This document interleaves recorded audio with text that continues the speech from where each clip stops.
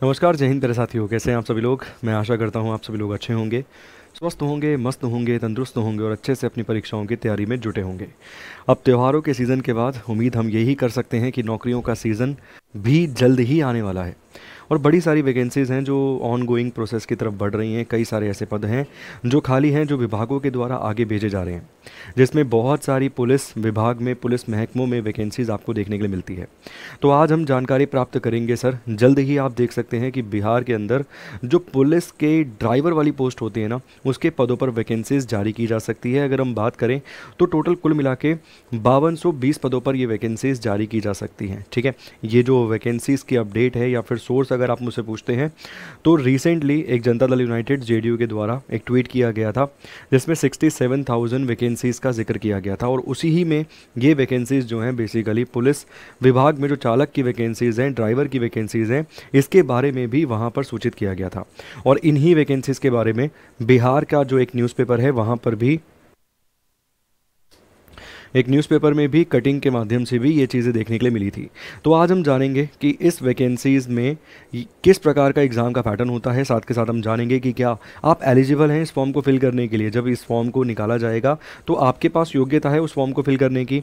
इसके अलावा क्या हाइट और स्टैंडर्ड फिजिकल, मतलब बेसिकली जो फिजिकल स्टैंडर्ड्स होने चाहिए वो क्या क्या होंगे, इन सभी को हम समझ लेंगे। ठीक है, सबसे पहले अगर मैं बात करूँ तो मैं बात कर रहा हूँ यहाँ पे Bihar police Bihar police driver की वैकेंसी के बारे में। ठीक है, बिहार पुलिस ड्राइवर की वैकेंसी के बारे में बात कर रहे हैं। टोटल कितनी वैकेंसीज आ सकती हैं, तो सर टोटल जो सोर्सेज के माध्यम से खबर है वो 5520 वैकेंसीज आपको देखने के लिए मिल सकती हैं। इतने जो पद हैं, इतने पदों पर वैकेंसीज जो है वो जारी की जा सकती है। अब अगर हम बात करें कि इसके लिए योग्यता क्या होगी सर, इसके लिए योग्यता क्या होगी बोले तो व्हाट इज़ क्वालिफ़िकेशन, मतलब क्वालिफ़िकेशन यहाँ पर क्या आपको देखने के लिए मिलेगी। साथ के साथ अगर हम बात करें सर फिज़िकल स्टैंडर्ड्स, यहाँ पर आपको क्या देखने के लिए मिलेंगे। फिज़िकल स्टैंडर्ड्स यहाँ पर आपको क्या देखने के लिए मिलेंगे। ठीक, साथ के साथ अगर हम बात करें एग्ज़ाम पैटर्न क्या होगा, किस तरीके का पेपर आपको देखने के लिए मिलेगा। साथ के साथ अगर हम बात करें यहाँ पर तो फिज़िकल एफिशिएंसी टेस्ट जिसे पीईटी कहा जाता है बेसिकली, वो पीईटी में क्या क्या करवाया जाएगा, कितने किलोमीटर की दौड़ होगी, कितना समय दिया जाएगा, जल्दी से समझ लेते हैं इनके बारे में एक एक करके। ठीक, सबसे पहले यहाँ पर अगर आप देखेंगे तो एज लिमिट के बारे में जानते हैं और जान लेते हैं कि क्या शैक्षणिक योग्यता है। तो देखिए 12th पास यहाँ आपको होना चाहिए। शैक्षणिक योग्यता की अगर हम बात करें तो 12th पास विद्यार्थी जो होगा इसमें वो फॉर्म फिल करवाएगा। मतलब एजुकेशनल क्वालिफिकेशन क्या रहने वाली है, शैक्षणिक योग्यता क्या रहने वाली है, एजुकेशनल क्वालिफिकेशन जो रहने वाली है यहाँ पे वो है 12th पास।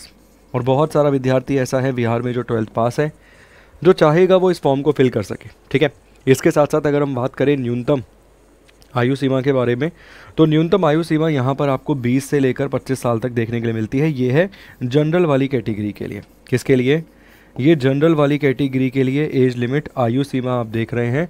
मतलब जो अनारक्षित वर्ग हैं उनके लिए ये आयु सीमा आपको मिलेगी। साथ के साथ अगर हम बात करें अदर कैटेगरीज़ की, जैसे बीसी की और ईबीसी की, पुरुष वाले 27 साल आपको मिल जाएगा रिलैक्सेशन के साथ। बीसी ईबीसी महिला एस्पिरेंट की अगर हम बात करें 28 साल मिल जाएगा। एससी एसटी मेल फीमेल की बात करें 30 साल मिल जाएगा। और for home guards, daily wages and sports person, इनके लिए 24 से लेकर 50 साल तक आपको आयु सीमा जो है वो देखने के लिए मिलेगी। ये एज लिमिट आपको मिल गई, क्वालिफिकेशन आपको मिल गई, शैक्षणिक योग्यता मिल गई और आयु सीमा मिल गई। इन दो को पूरा करने के बाद आता है सर बेसिकली यहाँ पर हम पहले जान लेते हैं और क्वालिफिकेशन के बारे में, उसके बाद जानेंगे पेपर के पैटर्न के बारे में। ठीक, हाइट अगर आप यहाँ पर देखेंगे तो पुरुष के लिए जो हाइट है वो 165 सेंटीमीटर मांगी है, जो मुझे लगता है नॉर्मल हाइट है। 5'5" के आसपास हाइट मांगी है उसने। महिलाओं के लिए अगर आप देखेंगे तो 155 सेंटीमीटर यहाँ पर हाइट मांगी गई है मिनिमम। इसके अलावा चेस्ट जो है पुरुष 81 सेंटीमीटर, इसके अलावा अनएक्सपेंडेड और 5 सेंटीमीटर एक्सपेंशन के बाद, मतलब छाती फुलाकर अगर आप देखेंगे तो 86 के आसपास होनी चाहिए। बिना फुलाए अगर आप देखेंगे तो 81 होनी चाहिए।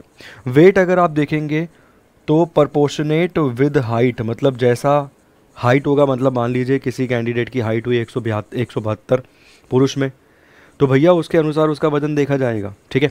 मगर महिलाओं में न्यूनतम वजन सीमा अगर आप देखेंगे यहाँ पर बता दिया गया है 48 केजी का वेट कम से कम होना चाहिए, ठीक है। अब ऐसा मैक्सिमम नहीं है कि भैया 100 किलो, ठीक, मगर एक वेट कैटेगरी को उन्होंने स्टैंडर्डाइज कर दिया है महिलाओं के क्षेत्र में, अगर आप यहाँ पर देख रहे हैं।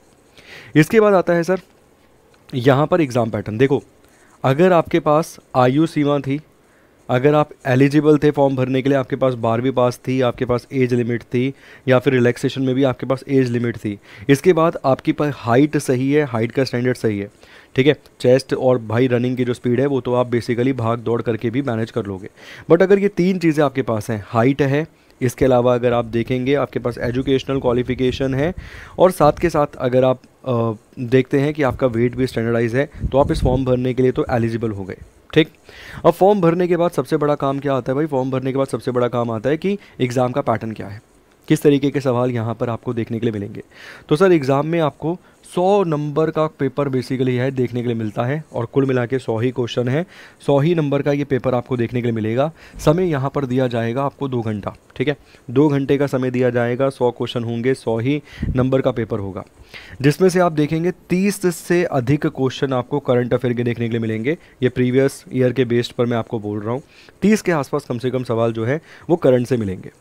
इसके अलावा जनरल नॉलेज में हिस्ट्री, फिज़िक्स, इसके अलावा पॉलिटिकल साइंस, इसके अलावा इकोनॉमी, ज्योग्राफी एक्सेट्रा। मतलब यहाँ पर अगर हम बोलें तो यहाँ पर आपको देखो सीए हो गया मेन पोर्शन, उसके बाद मैं यहाँ पे स्टैटिक जीके को ऐड कर दूंगा। यहाँ मैं कहूँगा 25 से 30 सवाल आपको देखने के लिए मिलेंगे सर, 10 से 15 सवाल ये आपको देखने के लिए मिलेंगे। इसके अलावा हिस्ट्री, पॉलिटी, जियोग्राफी, और ये जियोग्राफी भी दोनों वाली पूछता है भाई इन पेपर्स में, ठीक। इसके अलावा साइंस में आपको पता है तीनों ही सब्जेक्ट की वेटेज रहेगी, चाहे हम बात करें फिज़िक्स, केमिस्ट्री, बायोलॉजी की, ठीक है।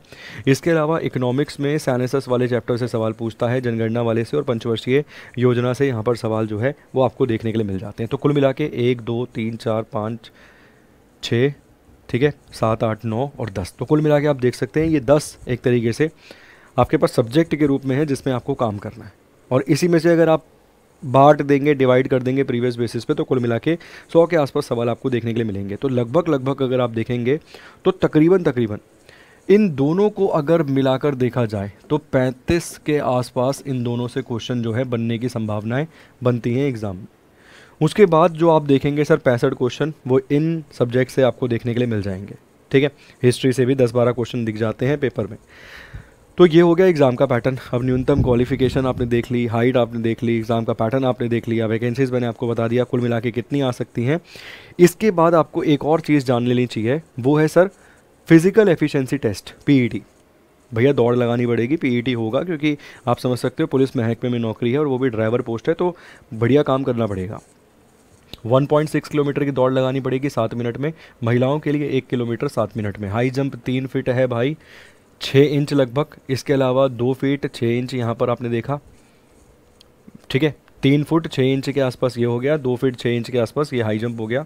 लॉन्ग जंप 10 फीट हो गया, 7 फीट हो गया महिलाओं के लिए। शॉर्ट पुट वो गोला फेंक जो होता है ना, वो 16 पाउंड का गोला फेंकना होगा 14 फीट कम से कम दूरी तक, 8 फीट का तक दूरी गोला फेंकना होगा, ठीक है, और जिसका वजन 12 पाउंड आपको देखने के लिए मिलेगा, ठीक है। तो ये हो गया पीईटी का फिजिकल एफिशिएंसी टेस्ट का। इसके बाद अगर ड्राइवर की पोस्ट मिल रही है तो बेसिकली गाड़ी चलवा कर भी देखेंगे, इसके लिए एक 100 नंबर का अलग से आपको टेस्ट पेपर देखने के लिए मिल जाएगा। जब नोटिफिकेशन जारी की जाएगी तो वहाँ पर मैं आपको इसके बारे में डिटेल में बताऊंगा, मगर आपके पास लाइसेंस होना चाहिए, ये चीज़ ध्यान रखना।